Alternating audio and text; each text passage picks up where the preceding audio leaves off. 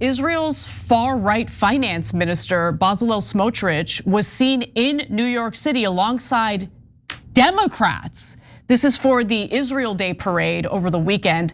Now, Zohran Mamdani, the mayor of New York City, he was facing all this backlash because he's the first mayor in 61 years who refused to attend the Israel Day parade.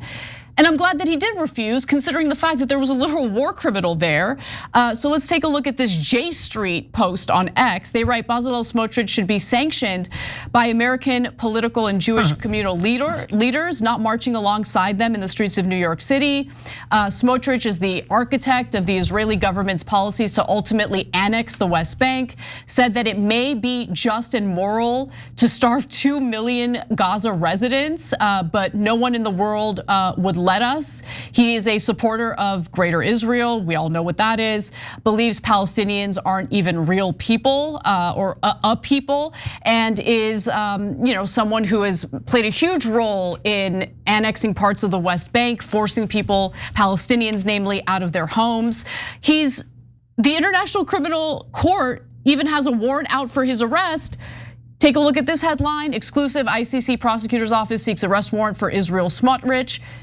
He's marching alongside Chuck Schumer and a whole host of other Democrats at this parade over the same weekend that you and Cenk get banned from the UK because you speak out against these atrocities. It's a flex. There's no other way to read it than it's a flex. They're flexing on us. They get to have tremendous power and tremendous influence over what Western countries do and can't do. And this is a product of that. There's no other way to read it as anything but a direct threat to what the American government or what the American public has to say. That's what I think is going on. It's about sending a message. That's why Bezalel Smotrich is there. And you brought up J Street, and I find that really funny because liberal Zionism is inherently contradictory. This is one of the things that people get very mad at me about, because I say liberal Zionism is like saying you're a liberal Nazi, because Zionism is racism, Zionism is Nazism. I agree with you, yeah. And a lot of people get very frustrated with this. And as a matter of fact, J Street's president has gotten very frustrated with this. He's had conversations about the sentiment with the Pod Johns over at Pod Save America. And this is a direct demonstration of that inherent contradiction, because there were a lot of statements that came in the aftermath of the news articles that came out about Bezalel Smotrich being at the Israel parade, and some people were trying to say, oh, he snuck in, or some people were claiming that no one knew he was going to be there, and it's it's the Israel parade. If you go to the Klan march, you're gonna have the Grand Wizard of the KKK at the Klan march. You can't turn around and be shocked and act all surprised that a member of the Israeli cabinet, the finance minister of the nation state that you're choosing to celebrate, appear at the actual celebration. Of course he's going to be there, right? So I think all of the ass covering that Kathy Hochul and even Alex Boris, which is very disappointing that he attended that as well. He's too young. He knows better, and his father knows better too. But all these people that are like, oh, I can't believe that the Nazi was at the Nazi parade, are just trying to engage in this same liberal cognitive dissonance. The idea that liberal Zionism is in some ways different than the ultra Zionism demonstrated by Bezalel Smotrich. It's not. He's a part of the Israeli government.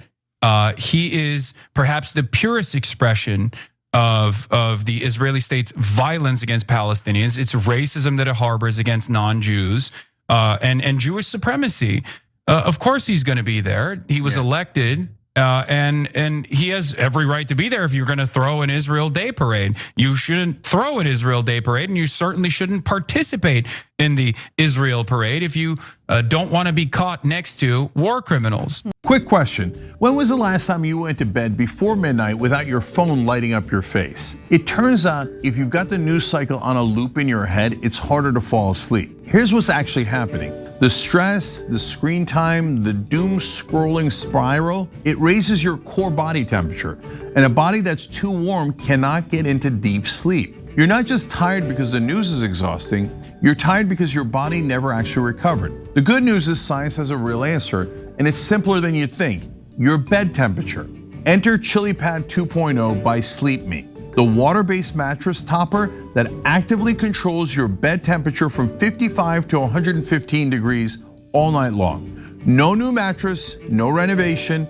It actively cools just using water. Fans only move hot air around. ChiliPad actually pulls heat away from your body, precise, consistent comfort, and the new nightstand remote senses when you get into bed and kicks on automatically. Dual zones mean you and your partner each set your own temperature. No subscriptions needed. You get a 2-year warranty, and they're designed and assembled in the USA. Look, I'm up late doom scrolling with the rest of you. Getting my sleep environment under control changed everything, so give it a try. Visit www.sleep.me/TYT to get up to $255 off your ChiliPad 2.0 with code TYT. That's www.sleep.me/TYT.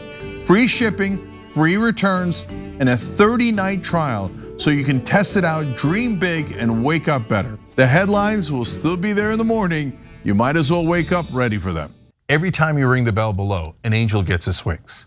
Totally not true, but it does keep you updated on our live shows.